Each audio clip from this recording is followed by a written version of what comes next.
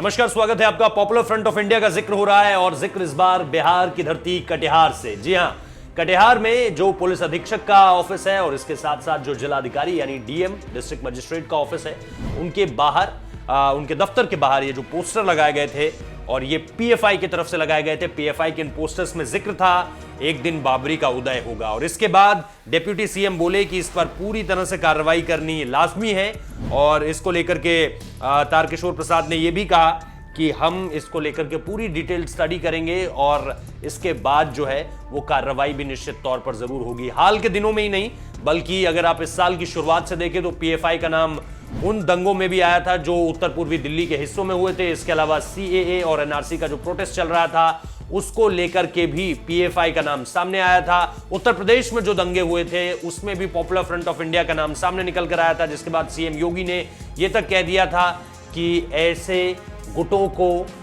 जो राज्य की सीमा ही नहीं बल्कि देश के खिलाफ ये जो सारे के सारे काम कर रहे हैं इनके खिलाफ कड़े से कड़ा एक्शन जो है वो लिया जाना चाहिए। और इसके बाद अब ये जो तस्वीर निकलकर सामने आई है, यानी इन सारी चीजों के बीच और एक बीच में एक और तस्वीर आती है जहां पर आपको ये याद होगा कि कैसे भीम आर्मी के साथ जुड़कर पॉपुलर फ्रंट ऑफ इंडिया का नाम निकलकर सामने आ रहा था कि बाहर से जो है पैसों की फंडिंग हो रही है और उसके बाद चीजें जो है वो एक रेप केस को लेकर के ये पूरा का पूरा जिक्र था, जिसमें ये साफ हो गया था, उन्नाव रेप केस की मैं बात कर रहा हूं, जिसमें ये साफ हो गया था कि कैसे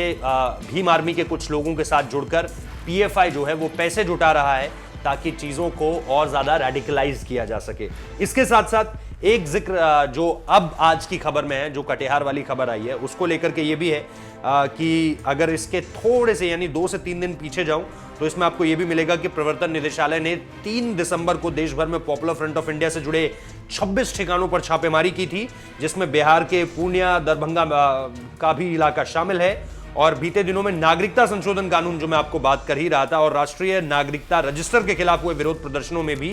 पीएफआई की सक्रिय भूमिका सामने निकल कर आई थी। इसके अलावा इस आंदोलन में विदेशी फंडिंग की बात भी सामने आई थी और इसके साथ साथ जो मैं लगातार बीते दिनों पूरे के पूरे केसेस की बात कर रहा हूं, जिसमें ओवरऑल एक पिक्चर ये निकल कर आई कि पीएफआई जो है उसके पास बाहर से पैसे आ रहे हैं और इसकी रकम जो है वो करोड़ों में है, कोई हजार या लाखों में मैं इसकी बात नहीं कर रहा हूं। तो अब ये एक और खबर जिसको लेकर के बिहार की ओर से, बिहार की तरफ से ये तो कह दिया गया है कि कार्रवाई होगी, लेकिन कार्रवाई कब तक होगी, क्या निकलकर सामने आएगा, इसके ऊपर अब सबकी नजरें हैं, क्योंकि हाल के दिनों में मैंने जैसा बताया कि पीएफआई को लेकर कई तरह से घेरा जा चुका है पीएफआई को, चाहे वो ईडी हो चाहे वो राज्य सरकारें हो।